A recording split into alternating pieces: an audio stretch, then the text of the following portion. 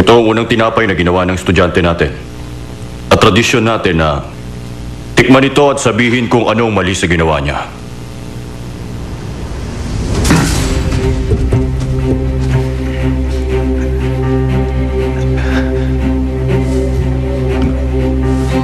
Ay, naku. Masyadong malagkit ang tinapay na ito. Para kung kumain ng kalamay.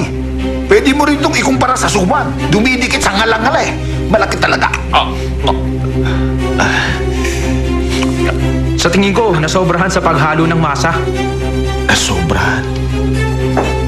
Masyadong matabang, parang wala ng lasa. Matabang? Maputla din ang kulay ng tinapay na ginawa mo. At yung loob, magaspang at makapal. Ay, yung loob. Pero kung lalagyan mo ng cream sa loob, Ibig sabihin, napakasama ng tinapay na ginawa mo, Takbo. Sangayon ka ba sa sinabi nila?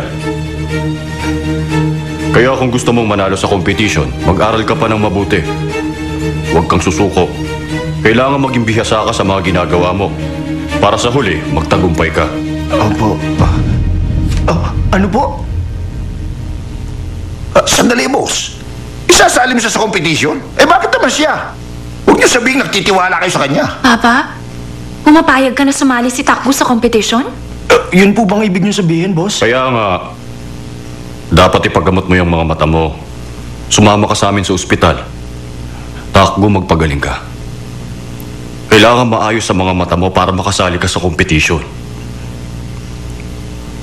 Ganito, Takbo. Kapag sinabi nilang mabubulag ka, saka na natin isipin ng susunod na gagawin. Pero kailangan patignan muna natin yan. Huwag kang matakot. Huwag ka ring susuko. At huwag kang magpapatalo. Napatunayan mo na sa akin ngayon na kaya mo. Kailangan mo ipagpatuloy ang laban. Ano sa tingin mo? Susunod ka ba sa akin?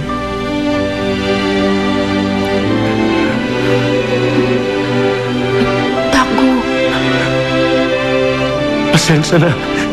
Hindi ko alam ang sasabihin sa ganitong sitwasyon. Takbo. Sabihin mo lang na ikaw nang bahala sa akin, boss. Sapat na sa akin yun. sige na, Takbo. Opo. Ikaw nang bahala sa akin, boss!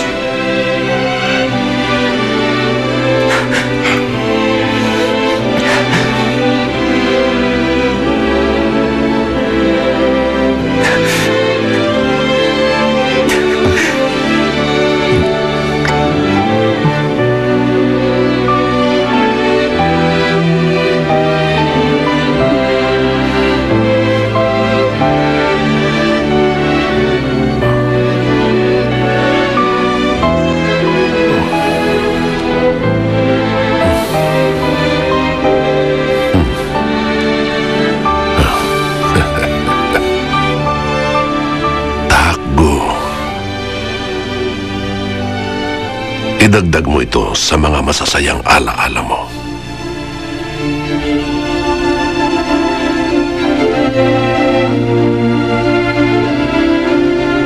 Ang lahat ay nababayaran. Mawawala na siya. Hindi mo ba kilala si Mama? Kapag may gusto siya, hindi siya titigil hanggang sa makuha niya yun. Ano mo mapapahamak si Yula, di ba?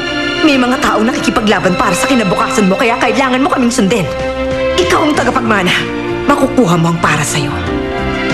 Hindi ako papayag na maging anino ka lang ng iba. Tandaan mo yan, anak. Paano kung sabihin nila na hindi ko na makikita pa ang mukha niya? Nagdesisyon ako na huwag mo nang isipin ang bagay na yun. Dahil alam ko na ngayon na hindi ako nag-iisa. Anak, ikaw na ba talaga yan?